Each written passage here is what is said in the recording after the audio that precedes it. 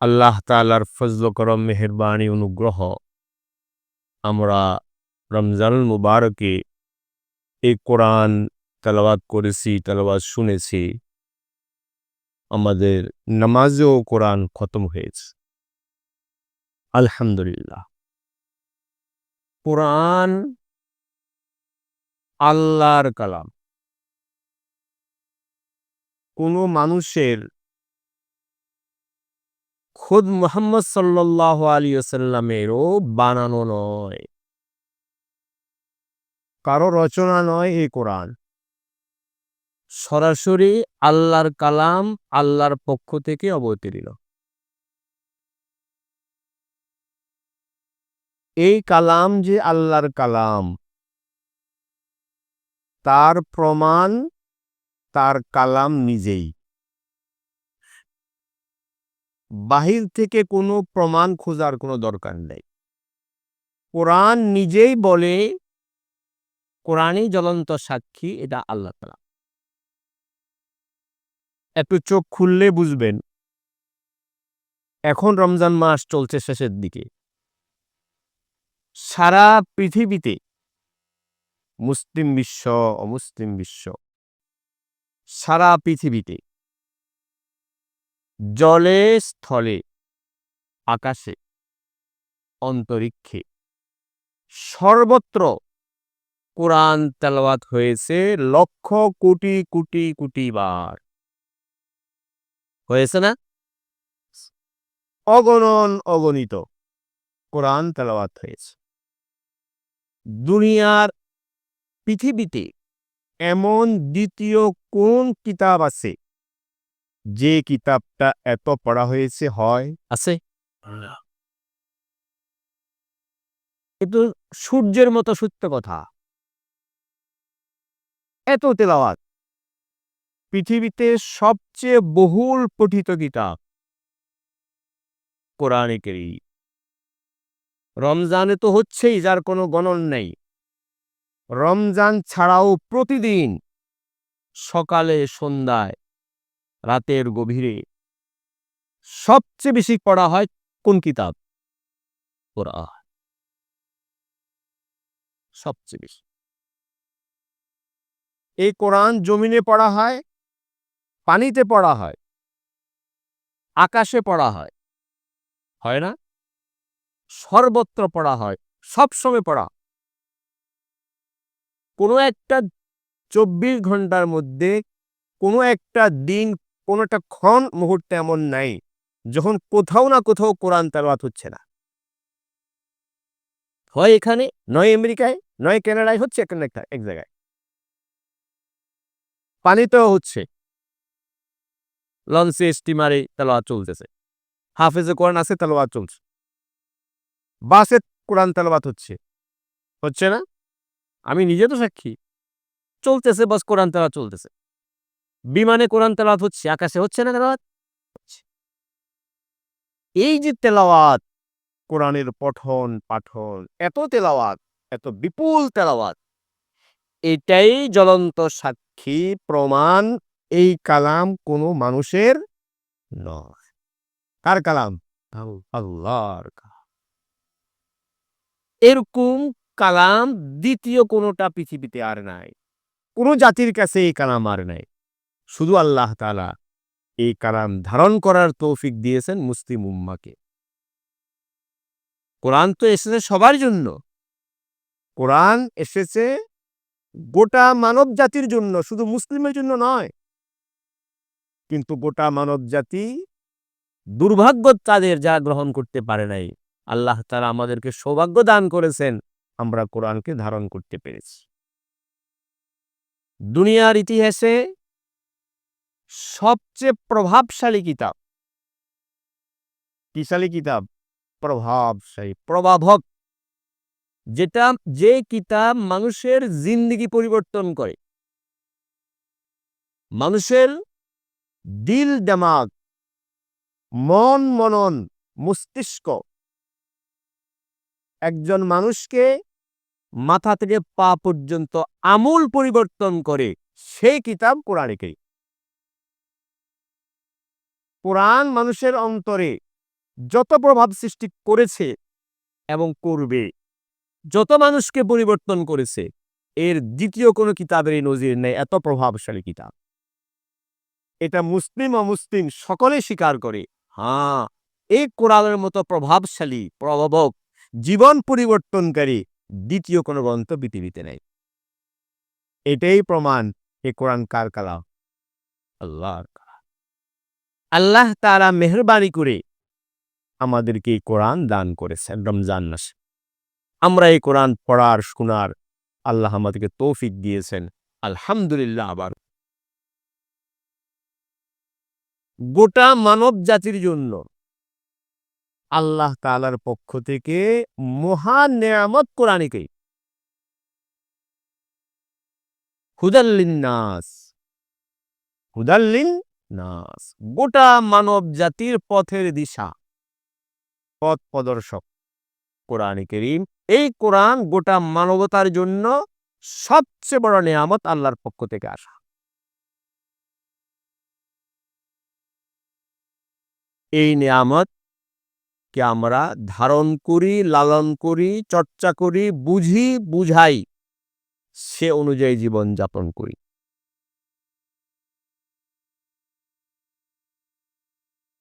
একটা হাদিসে, প্রসিদ্ধ হাদিস, নবীজি সাল্লাল্লাহু আলাইহি ওয়াসাল্লাম ইরশাদ করেছেন, খায়রুকুম মান তাআল্লামাল কুরআন ওয়া আল্লামাহু।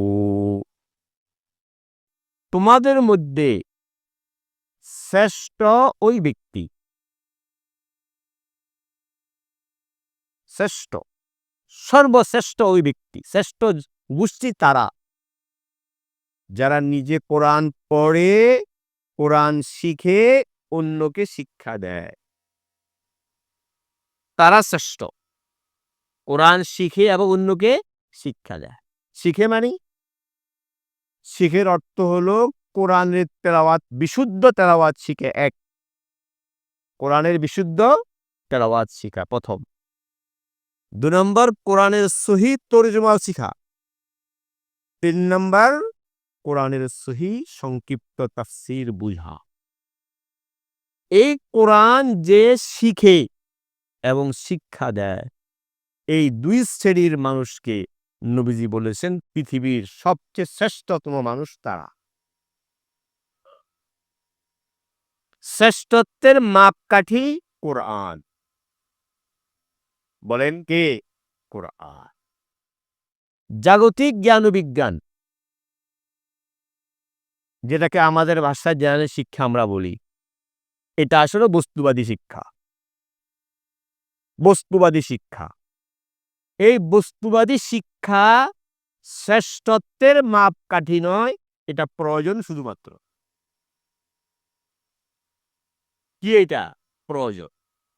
প্রয়োজনকে ইসলাম অস্বীকার করে না। ডাক্তার সমাজের প্রয়োজন হন, আপনি মেডিকেল সায়েন্স পড়েন। ইঞ্জিনিয়ার সমাজে প্রয়োজন, ঠিক আছে, আপনি প্রকৌশল বিশ্ববিদ্যালয়ে পড়েন, সমস্যা নেই। কিন্তু মেডিকেল সায়েন্স, ইঞ্জিনিয়ারিং বিদ্যা, প্রকৌশল বিদ্যা, এটা শ্রেষ্ঠত্বের মাপকাঠি নয়, এটা প্রয়োজন। আমি ডাক্তার শ্রেষ্ঠ? মোটেও না। আমি ইঞ্জিনিয়ারতে শ্রেষ্ঠ? মোটেও না। শ্রেষ্ঠত্বের মাপকাঠি কি? কোরআন। নবীজি এই কথা বলছেন, খায়রুকুম মান তাআল্লামাল কুরআনা ওয়া আল্লামাহু। তোমাদের মধ্যে শ্রেষ্ঠ ওই ব্যক্তি যে কোরআন শিখে শিখায়। ডাক্তার যদি শ্রেষ্ঠ হতে চায় তো কোরআনের দ্বারস্থ হতে হবে। ইঞ্জিনিয়ার যদি শ্রেষ্ঠ হতে চায়, কোরআনের দ্বারস্থ হতে হবে। ব্যবসায় যদি শ্রেষ্ঠ হতে চায়, কোরআনের দ্বারস্থ হতে হবে। যে শ্রেষ্ঠ হতে চাবে তাকে কোরআন মানতে হবে, কোরআন বুঝতে হবে, কোরআন অনুযায়ী জীবন ধারণ করতে হবে, তার সে শ্রেষ্ঠ। শ্রেষ্ঠত্বের একমাত্র মাপকাঠি কে? কোরআন। খায়রুকুম মান তাআল্লামাল কুরআনা ওয়া আল্লামাহু। কেন কোরআন শ্রেষ্ঠত্বের মাপকাঠি? কেন নবীজি কেন বললেন শ্রেষ্ঠ? সে যে কোরআন শিখে শিখায়। সহজে বুঝেন, আল্লাহ, কোরআন একমাত্র কিতাব যে কোরআন মানুষকে শিখায়, মানুষকে বলে তুমি কোথা থেকে আসছো, কেন আসছো, কোথায় যাবা? প্রশ্ন কয়টা? তিনটা। এই তিনটা প্রশ্নের সমাধান আপনাকে জানতে হবে। আমি কোথা থেকে আসলাম, আমার উৎস কোথায়, এই পৃথিবীতে কেন আসলাম, ৫০, ৬০, ৭০ বছর কেন, আমার ঠিকানা কোথায়, গন্তব্য কোথায়, বাড়ি কোথায়, আসল বাড়ি কোথায়, ঠিকানা কই, গন্তব্য কই? ৩ প্রশ্ন। কয় প্রশ্ন? এই ৩ প্রশ্ন। এই ৩ প্রশ্নের জবাব পৃথিবীর কারো কাছে নাই, কোন শিক্ষার কাছে নাই। এই ৩ প্রশ্নের জবাব কে দিয়েছে? বিশুদ্ধ জবাব কে দিয়েছে? কোরআন দিয়েছে। যে ব্যক্তি এই ৩ প্রশ্নের জবাব জানবে না, কোথা থেকে আসলাম, ৬০ বছর কেন, এরপরে কোথায় যাব, এই ৩ প্রশ্নের জবাব যে জানে না, ওই ব্যক্তি যদি সারা পৃথিবীর সবচেয়ে বড় ধনীও হয়, সবচেয়ে সুপার পাওয়ার শক্তিশালী ব্যক্তিও হয়, উচ্চশিক্ষিত হয়, ওই ব্যক্তির জীবন, ওই ব্যক্তির জীবন পরিষ্কার কথা ১৬ আনা মিছা। ১৬ আনা কি? মিছা। ১৬ আনা মিছা। গল্প করছে না ১৬ আনা মিছা? এখন তো এগুলো পড়ায় না। ১৬ আনা মিছা। সে জানে না, বিজ্ঞানী, ডাক্তার, ইঞ্জিনিয়ার জানে না জীবনের লক্ষ্য উদ্দেশ্য কি। জীবনের লক্ষ্য উদ্দেশ্য কি জানে না। যে ব্যক্তি জীবনের লক্ষ্য উদ্দেশ্য জানে না, ওই ব্যক্তি সর্বহারা। যে নদী ভাঙ্গা, নদী শেখাস্তি, সে সর্বহারা নয়। সর্বহারা, আসল সর্বহারা ব্যক্তি যে তার লক্ষ্য উদ্দেশ্য জানে না, কেন আসছে জানে না, খায় পরে হাগে মুতে বাস মরে গেল, শেষ। শিয়াল কুকুর, ওই ব্যক্তি সর্বহারা। যত বড় ধনী হোক, যত বড় শিক্ষিত হোক আর ক্ষমতাওয়ালা হোক, এটাই ইসলাম বলে, এটাই কোরআন বলে। এই ৩ প্রশ্নের উত্তর কোরআন দিয়েছে। আমি কোথা থেকে আসলাম, কেন আসলাম, আমার ঠিকানা কোথায়, গন্তব্য কোথায়, যাব কোথায়, আসল বাড়ি কোথায়, আসল ঘর কোথায়। এই জন্য কোরআন শ্রেষ্ঠ। আমার জীবনের লক্ষ্য উদ্দেশ্য ঠিক করে কোরআন। কোরআন বলে লক্ষ্য উদ্দেশ্য কি। কোরআন এটা বলে কোন পথ সত্য, কোন পথ মিথ্যা। কোরআন বলে কোনটা আলো, কোনটা অন্ধকার, কোনটা হক, কোনটা বাতিল। কে বলে? কোরআন বলে, আর কারো কাছে নেই। সত্য মিথ্যার পার্থক্য কোরআন করে, ফুরকান। কোনটা হক, কোনটা বাতিল, কোনটা সত্য, কোনটা মিথ্যা, কোনটা মুক্তির পথ আর কোনটা ধ্বংসের পথ। এ কথা বলে, এই প্রশ্নের জবাব কে দেয়? এর সঠিক উত্তর কার কাছে? কোরআনের কাছে। কোরআন আমাকে আপনাকে বলে কিভাবে জীবন যাপন করলে দুনিয়ার জিন্দেগি শান্তির হবে। কিভাবে জীবন যাপন করবে, আপনি ধনী হয়ে যাবেন সেটা না, আপনি ধনী হবেন, আপনি কাজ করেন না। কোরআন বলে কিভাবে দুনিয়াতে চললে আপনি শান্তি পাবেন, শান্তি, শান্তি পাবেন, নিরাপত্তা পাবেন, ইজ্জত পাবেন। কয়টা জিনিস বললাম? শান্তি, নিরাপত্তা, ইজ্জত। টাকার কথা বলি নাই, ক্ষমতার কথা বলি নাই। শান্তি, নিরাপত্তা, ইজ্জত কোন পথে? এ কথা বলে কোরআন। কে বলে? কোরআন। কোরআন ছাড়া শান্তি পাওয়ার, নিরাপত্তা পাওয়ার, ইজ্জত পাওয়ার দোসরা কোনো পথ নেই। কেউ পায় নাই, পাবেও না। তো কোরআন আমাকে বলে কোনটা শান্তির পথ, কোনটা অশান্তির পথ, কোনটা নিরাপত্তা, কোনটা অনিরাপত্তাহীনতা, কোনটা ইজ্জত, কোনটা বেইজ্জতি, কোন কাজে আল্লাহ সন্তুষ্ট, কোন কাজে আল্লাহ অসন্তুষ্ট, আমার স্রষ্টা কোন কাজে সন্তুষ্ট আর কোন কাজে অসন্তুষ্ট, কোনটা বৈধ, কোনটা অবৈধ, কোনটা হালাল, কোনটা হারাম, কোনটা পবিত্রতা, কোনটা অপবিত্রতা? এই প্রশ্নের জবাব কোরআন দেয়। এটা না জানলে সেই ব্যক্তি যে যত বড় ধনী হোক, যত বড় টাকাওয়ালা ক্ষমতাওয়ালা হোক, ওই ব্যক্তির জীবন বৃথা। সে জানে না তার মানব জীবন কেন। ও তো মানব জন্মটাই বৃথা। কুকুরের যেমন জন্ম বৃথা, সে জানে না কেন আসছে। কুকুর জানে সে কেন আসছে, তার কোনো লক্ষ্য উদ্দেশ্য নেই। যে ব্যক্তি জানে না, তার জীবনের লক্ষ্য উদ্দেশ্য জানে না, সে যাই হোক, যত বড়ই হোক দুনিয়ার লাইনে, মানুষ যত কিছুই বলুক, ইসলাম এটা বলে, কোরআন এটা বলে, ওর জিন্দেগি বৃথা।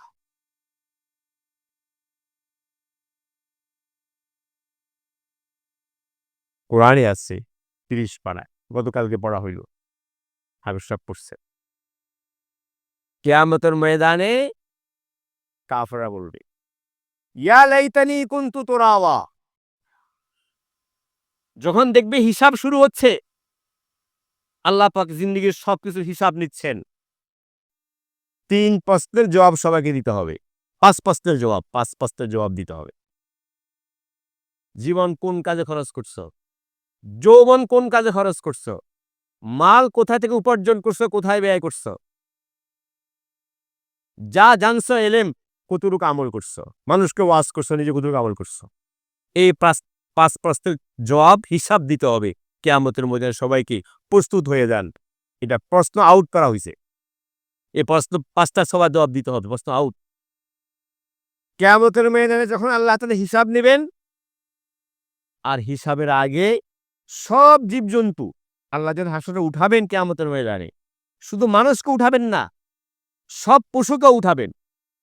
গরু ছাগল সব উঠবে হাসরের ময়দানে, সব পশু উঠবে, কিন্তু মানুষের তো হিসাব হবে, কারো কোনো হিসাব হবে না। বাকি সব মাটি হয়ে যাবে। কি হয়ে যাবে? মাটি হয়ে যাবে। মানুষ মাটি হবে না, মানুষকে হিসাবের জন্য আনা হবে।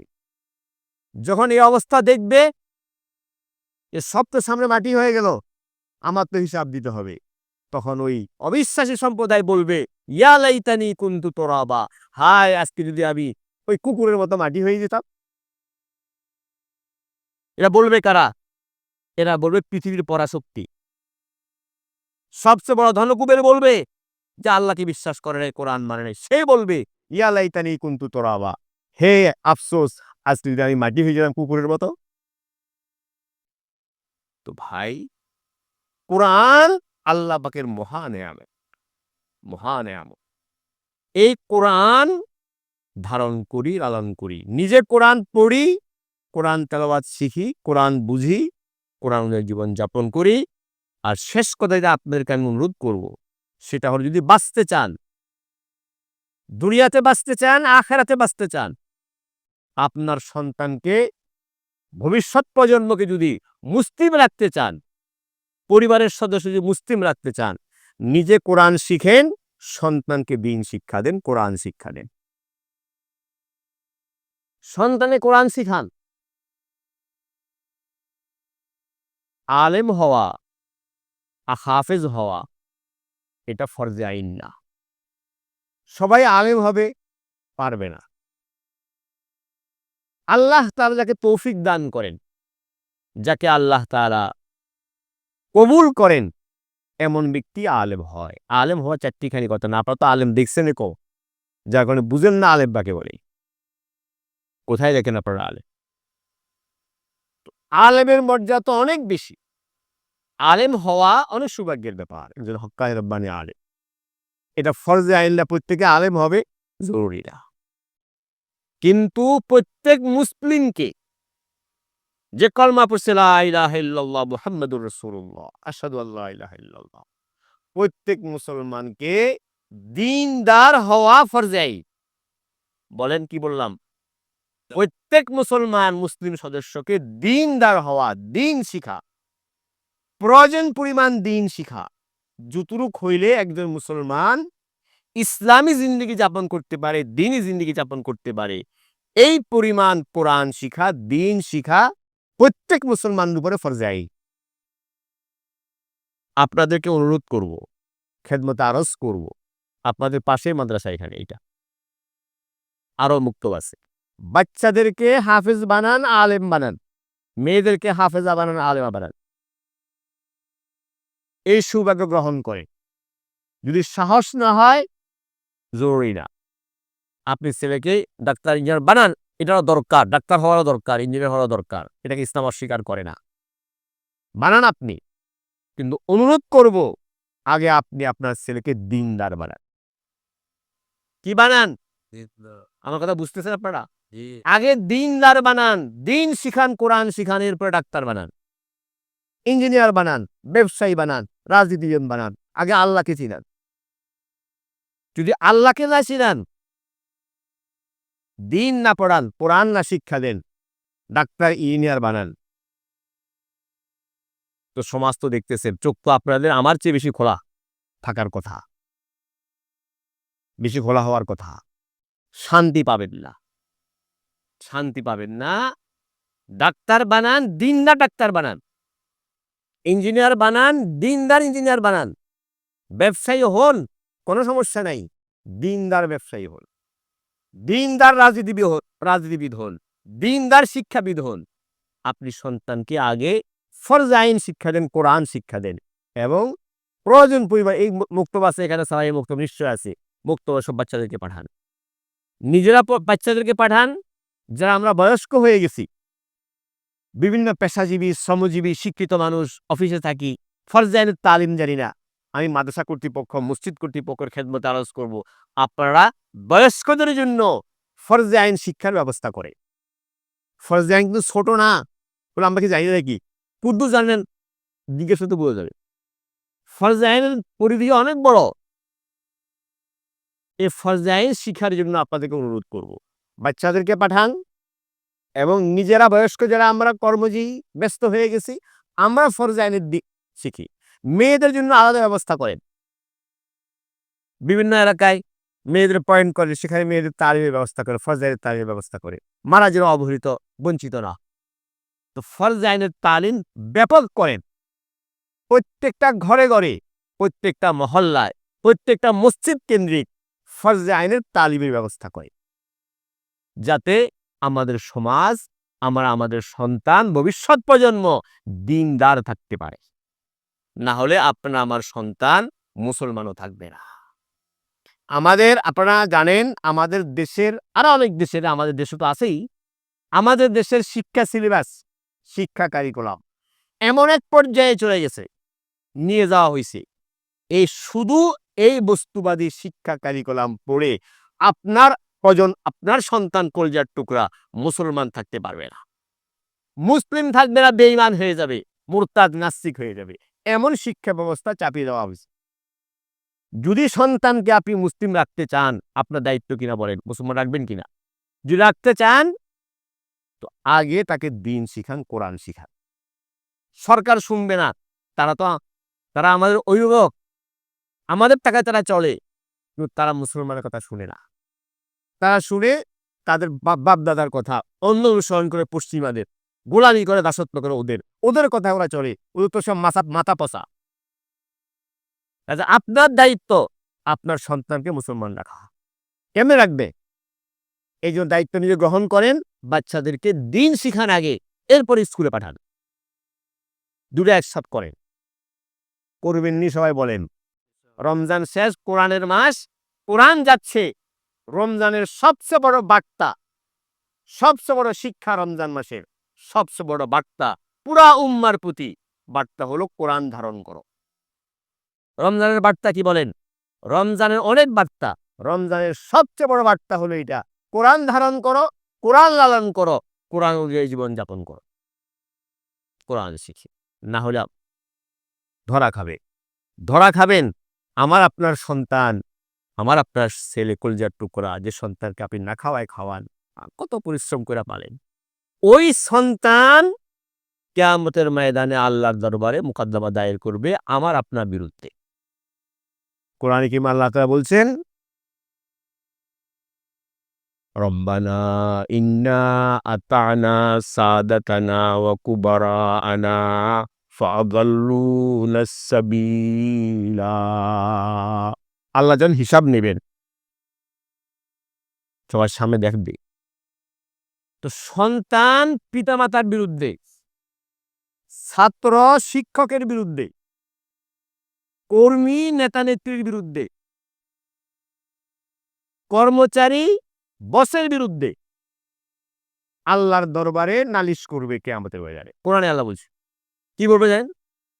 রব্বানা ইন্না আতানা সাদাতানা ওয়া কুবারাআনা। রব, আমি তো অনুসরণ করেছি আমার পিতামাতার, আমার নেতা নেত্রী, আমার বসের, আমার শিক্ষকের। ওই আমার নেতা নেত্রী, শিক্ষক, পিতামাতা আযাল্লুনা সাবিলা, আমাকে পথভ্রষ্ট করেছে, সন্ত্রাসী বানাইছে, গুন্ডা বানাইছে, মস্তান বানাইছে, আমাকে সব শিখাইছে, পেট শিখাইছে, পেট পালা শিখাইছে, আপনাকে চিনে নাই।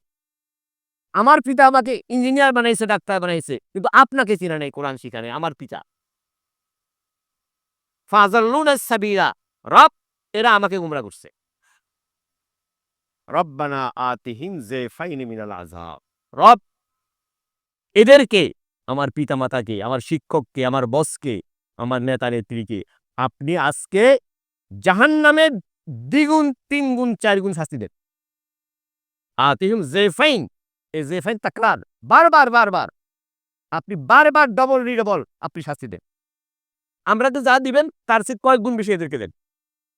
কোরআনে আল্লাহ বলছে, বলবে, আপনি বলবে, আপনার ছেলেরা বলবে এটা আল্লাহ নকল করছে, বাঁচতে পারবেন না। কাজে কথা শেষ, শেষ আহ্বান আপনাদের প্রতি, দরখাস্ত, এই মাদ্রাসা মুক্ত আপনাদের, এটাকে আপনাদের ভাববেন, মহব্বত করবেন, আজমত করবেন, এটার সাথে সংশ্লিষ্ট থাকবে, সহযোগিতা করবেন। সবচেয়ে বড় সহযোগিতা আপনার সন্তানদের, সন্তানদেরকে এখানে দিন শিখান এবং মসজিদ কেন্দ্রিক বয়স্কদের জন্য, বাহিরে মেয়েদের জন্য, বাচ্চাদের জন্য, স্কুলগামী ছেলে মেয়েদের জন্য দিন শিক্ষার ব্যবস্থা করেন। আমি সবাইকে, এলাকাবাসী, মুসল্লিয়ানে কেরাম এবং মসজিদ কমিটি, ওলামায়ে কেরাম, ইমাম সাহেব, সবাইকে অনুরোধ করব, আপনারা সকলে পুরা এই মহল্লা যেন কোনো বাচ্চা, কোনো ছেলে, কোনো মেয়ে, কোনো মা, কোনো বয়স্ক, কোনো পেশাজীবী লোক যেন ফরজ আইনের তালিম থেকে বঞ্চিত না হয়, এই ব্যবস্থা করে। আল্লাহ তাআলা আমাদের সকলকে আমল করার তৌফিক দান করুন। আমিন।